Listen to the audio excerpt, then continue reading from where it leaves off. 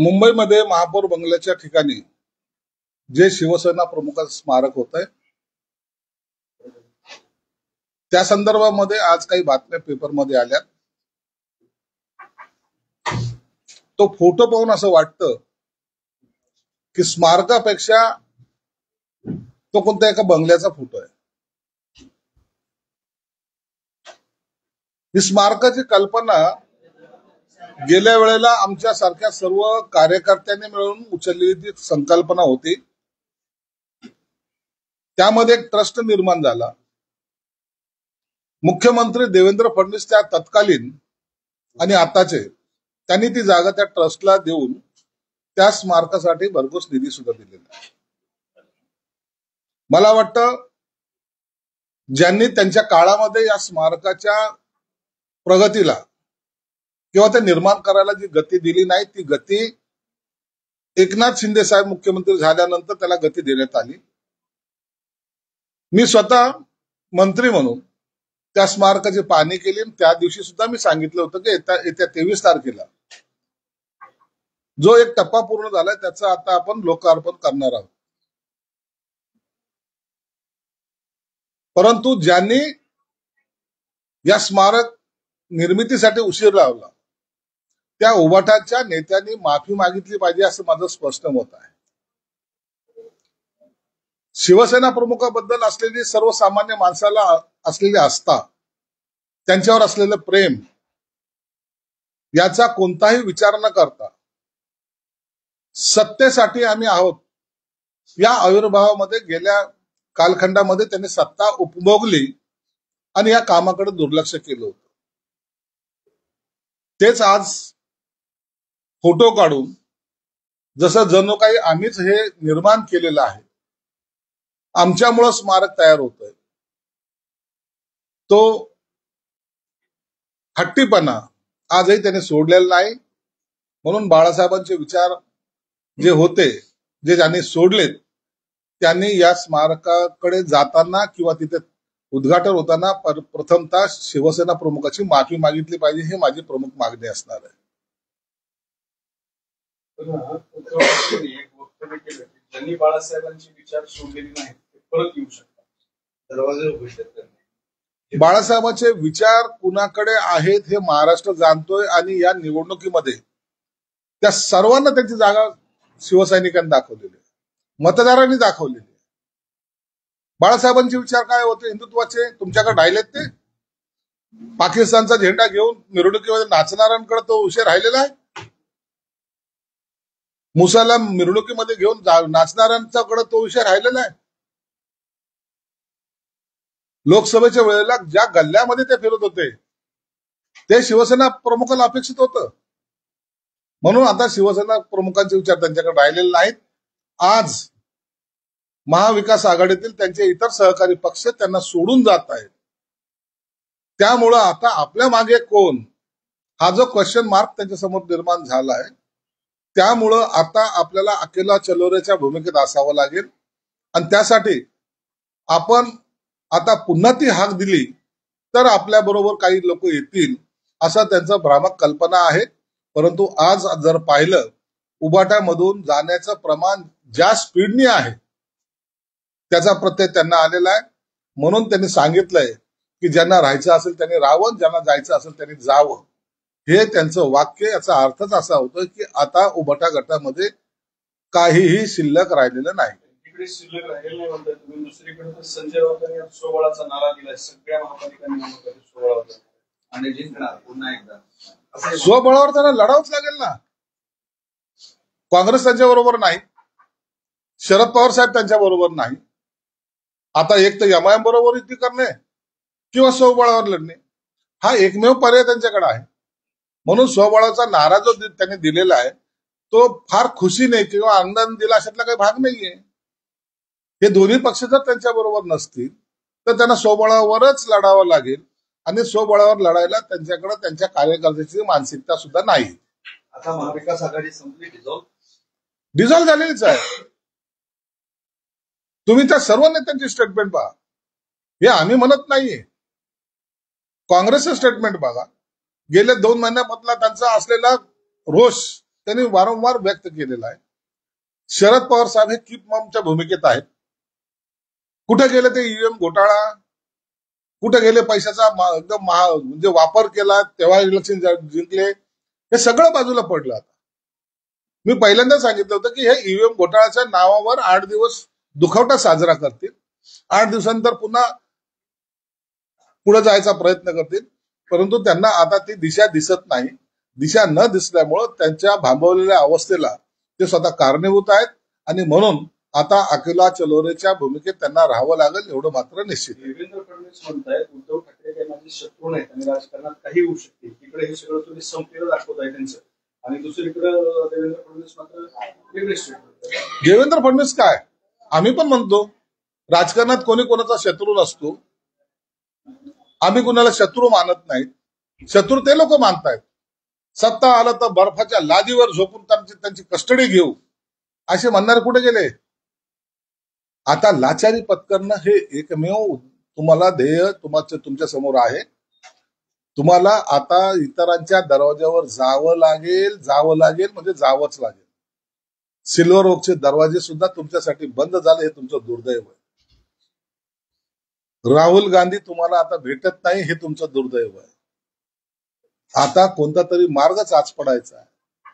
मग ज्याला काय अनेक नावाने बोलल्या जायचं त्या देवेंद्र फडणवीसाला आज देवेंद्र फडणवीस जी, महाराष्ट्राचे लाडके मुख्यमंत्री जी, ही जी काही भाषा बदललेली, ही भाषा आता बदलून तुमचा काही उपयोग होणार नाही. तुम्ही तुमच्या भूमिकेशी ठाम राहा आणि स्वाभिमान ज्याला म्हणतात, तुम्ही जे गप्पा करायचे ना, मफलर उडू उडू फडकू झेंडे फडकू फडकू, तर त्या भूमिकेत राहा. आणि स्वाभिमान जर थोडासा शिल्लक असेल ना, तर स्वतंत्रपणे निवडणूक लढवून दाखवा. पण याच्यात तुमची एक गोची आहे सर, तुम्ही हे सगळं ठाकरे गटाला जोडवता. आता दुसऱ्या बाजूला महापालिका निवडणुकीत भारतीय जनता पार्टी म्हणते की आम्ही 16वरती लढू, आणि तुमच्या पार्टीतले अनेक पदाधिकारी म्हणतात किंवा त्यांचा युतीसाठी प्रयत्न सुरू आहे, इकडून तुम्ही युतीसाठी हात पुढे करतायत आणि भाजप मात्र म्हणताय की आम्ही 16वरती. याचा निर्णय नेत्यांना घेऊ द्या ना. मुंबई महानगरपालिका असेल, इतर महानगरपालिका, जवळपास या महाराष्ट्रातल्या सर्व महानगरपालिकेच्या निवडणूक होणार आहेत. त्या कशा लढायच्या, काय लढायचा, याचा निर्णय देवेंद्र फडणवीस साहेब, एकनाथ शिंदे साहेब, अजितदादा मिळून घेणार आहेत. कार्यकर्त्याचं अनेकांचं वेगवेगळं मत आहे. त्या पद्धतीने ते आपल्या पद्धतीनं, एक जण म्हणतो युतीमध्ये लढायचं, एक जण म्हणतो नाही लढायचं. स्वतंत्र जरी लढले तरी एकत्र महायुती म्हणून आम्ही एकत्रच राहणार आहोत पुढे. म्हणून या छोट्या निवडणुकीचा आमच्या महायुतीवर कोणताही परिणाम होणार नाही. देवेंद्रजी म्हणण्याचा ह्याला काही आधार असू शकतो. देवेंद्रजी वगैरे असंच चालू आहे. देवेंद्रजी वगैरे म्हणणं त्यांना कंपल्सरी झालं. आता म्हणा बरं, आता जे काय कार्टून काढत होते काढा बरं. आता जे काही तुमच्या समोर सांगायचे लोकांना असं त्वेषात, मी म्हणत नाही, काय म्हणतात त्यांना हे असं म्हणा बरं. आता त्यांना माहिती आहे सोबळाची डेअरिंग भाजपला येतो तरी नाही, असं काही नसतं. अनेक ठिकाणचे समीकरण वेगवेगळे आहेत. अनेक ठिकाणी कार्यकर्त्याची मागणी असते, शिवसेनेची सुद्धा मागणी असते की कार्यकर्त्याची निवडणूक आहे, आपल्याला स्वतंत्र लढलं तर कार्यकर्त्याला संधी देता येईल, म्हणून तेही प्रयत्न करतात. परंतु त्याचा महायुतीवर कोणताही परिणाम होणार नाही. ही सारी सगळीची भाषा. पण भाजपने जे विधानसभेत यश मिळवलं ते यशामुळे त्यांना आता स्वतंत्र लढावं अशा पद्धतीचा निर्णय ते घेतात. साहजिक आहे ना, वाटणं साहजिक आहे.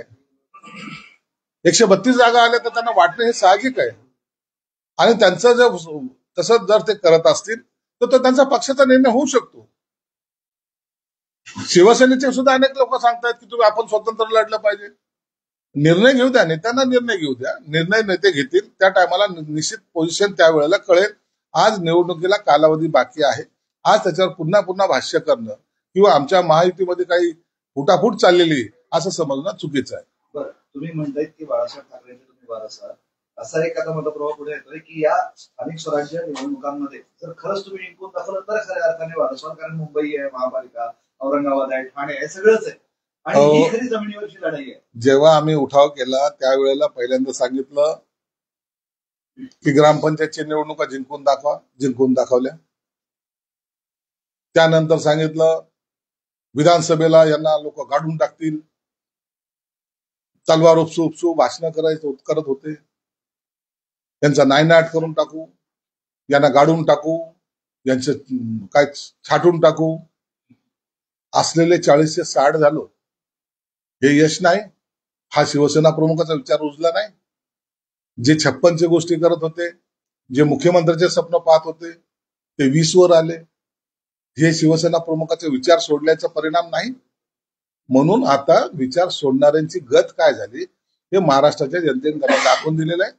आम्हाला आता सिद्ध करण्याची गरज नाही, तर हेच शिवसेना प्रमुखाचे विचार घेऊन आम्ही पुढे जाणार आहोत. बरं, वेगळा मुद्दा आपण घेऊया. जे बीडचे आरोपी होते त्यातल्या वाल्मिक करार वगळता इतर सर्व आरोपींवरती मोक्का लावण्याचा निर्णय झालेला. मोक्का लावलेला सरकारने पहिल्या दिवसापासून बीड प्रकरणामध्ये अत्यंत गांभीर्याने घेतलेलं आहे. सरकारने सांगितलं होतं की कोणताही आरोपी असला त्याला कोणी सरकारचा कोणी पाठीशी घालणार नाही. हे मुख्यमंत्री देवेंद्र फडणवीस यांनी वारंवार स्पष्ट केलं होतं. त्या पद्धतीने तपासाच्या पहिल्यांदा एखाद्या खुन्यामध्ये इतक्या यंत्रणा, पोलीस यंत्रणा कामाला लागलेल्या आहेत आणि जे सर्व आरोपी पकडले गेलेत त्यांच्यावर चौकशी करून तातडीने नाही, घाई गडबडीत नाही, तरी संयमानं आणि चौकशी करून त्या सर्वांवर मोक्का लावलेला आहे. आता त्यांना बाहेर येण्याचे सर्व रस्ते या सरकारने बंद केलेले आहेत. जोपर्यंत त्यांना शिक्षा होत नाही तोपर्यंत सरकार याचा सगळा पाठपुरावा करणार आहे. बऱ्याच काळाच्या उभ्यानंतर आज अमृता दानवे आणि चंद्रकांत खैरे एकत्र शिवसेनेला मेळावा घेणार आहेत. सगळे लोक त्यांना सोडून निघतायत. माझ्या संभाजीनगरमध्ये जर पाहाल, 4 दिवसापूर्वी कन्नडचे सर्व कार्यकर्ते आमदार संजना जाधवांच्या मार्गदर्शनाखाली भुमरेंच्या उपस्थितीत एकनाथ शिंदे साहेबांकडे गेले, त्यांनी प्रवेश घेतला. माझ्या इथे सुद्धा माजी महापौर नंदकुमार घोडेले, त्यांच्या पत्नी यांनी शिवसेनेत, दोन्ही महापौर आहेत, त्यांनी शिवसेनेत प्रवेश घेतला. पटवर्धन जे आहेत, जे मराठवाड्याचे सचिव होते, त्यांनी शिवसेनेत प्रवेश घेतला. अनेक नगरसेवक मला स्वतः येऊन माझ्या घरी येऊन मला भेटून गेलेत, त्यांचाही प्रवेश काही दिवसानंतर होणार आहे. म्हणून ही जे काही आउटगोईंग चालू आहे त्या आउटगोईंगला कुठेतरी ब्रेक बसावा म्हणून आज तर त्यांनी तो मेळावा आयोजित करण्याचा प्रयत्न केलाय. मेळाव्याला रिस्पॉन्स नाही हे तुम्ही स्वतः जाऊन पाहू शकता. आणि तेच ते भाषणं जी आहेत त्यांची ती करायचा प्रयत्न करतायत, शिवसैनिकाला विनवण्या करायचा प्रयत्न करतायत, परंतु आता त्यांच्याकडे ते शिवसैनिक राहणार नाही अशी परिस्थिती आज आहे. लाडक्या बहिणीच्या योजनेचे पैसे देण्यासाठी तिजोरीत खडखडाट असल्यामुळे दारू विक्री वाढवण्याचा निर्णय झाला. असं दारू विक्री करून लाडक्या बहिणीचे पैसे दिले जात नाहीत. लाडक्या बहिणी योजनेमध्ये 46,000 कोटी रुपये द्यावा लागतात. हा काही एक्साईज मधून काढणार पैसा आहे. सरकार आपल्या पद्धतीने सर्व बाबीतून सर्व ठिकाणाहून जो इन्कमिंग सोर्स आहे ते सगळ्या बाबी तपासलेल्या त्यांनी आहेत. सर्व बाजूने पैसा जरूर जमा करतील आणि ते लाडक्या बहिणीला कुठं कमी पडू देणार नाही. कोणत्या एखाद्या डिपार्टमेंटचं नाव घेऊन याच्यातून पैसा त्या लाडक्या बहिणीला जातो हे म्हणणं गैर आहे. नितेश राणेंनी एक वक्तव्य केलं, ते म्हणतात की ईव्हीएम म्हणजे एव्हरी वोट फॉर अगेन्स्ट मुल्ला. नितेश राणेंनी त्यांची भूमिका एक वेगळ्या पद्धतीने चाललेली आहे. त्यांना आलेला अनुभव किंवा महाराष्ट्राच्या जनतेला अनुभव आलेला आहे, त्याचा एक परिणाम ज्याला रिॲक्शन म्हणतो ते देत आहेत. मला वाटतं त्याच्यातही काही गैर नाही. समर्थन करतात गैर नाहीये. आता मेळाव्यात चंद्रकांत खैरे म्हणाले की संजय शिरसाट यांच्याकडे एवढा पैसा कुठून आला, एवढा पैसा कुठून आला याची चौकशी केली पाहिजे ना. एवढा पैसा कुठून आला, यांनी काय केलं काय नाही केलं याच बाबी फक्त जे बोलतात. चौकशीत वेळ घालवण्यापेक्षा तुम्ही सांगितलं त्यांनी माझ्याकडे यावं, मी त्यांना सगळं स्पष्टीकरण देईन. वडेट्टीवार म्हणतात की लाडकी बहीण आणि शेतकरी सन्मान हे निवडणूक पुरतेच आहेत, सोंग आहे. वडेट्टीवारला आणखी कल्पना नाहीये. त्या लाडक्या बहिणीला जाऊन विचारा, त्यांच्या खात्यामध्ये दर महिन्याला पैसे जात आहेत. म्हणून आता हे निवडणुकीची जी कारणं आहेत ती काँग्रेस चांगल्या पद्धतीने सांगू शकते. प्रिंटिंग मिस्टेक आमच्याकडे होत नाही, आमच्याकडे डायरेक्ट अकाउंटमध्ये पैसे जातात. मंत्री धनंजय मुंडे यांनी छगन भुजबळ यांची भेट घेतली आहे. भेट घेत असतात. राजकीय पुढारी आहेत, एकमेकांची भेट घेणं काही गैर नाही. त्या भेटीमध्ये काय झालं ते धनंजय मुंडे चांगल्या प्रकारे सांगू शकतो. एक प्रकारे छगन भुजबळ त्यांची पाठराखण करताना आपल्याला पाहायला मिळत आहे. ही भेट त्या संबंधित तर नाही ना? त्याबद्दल मी भाष्य करणं योग्य नाही. ज्यांची भेट झाली त्यांनी त्याच्यावर बोललेलं निश्चित चांगलं राहील.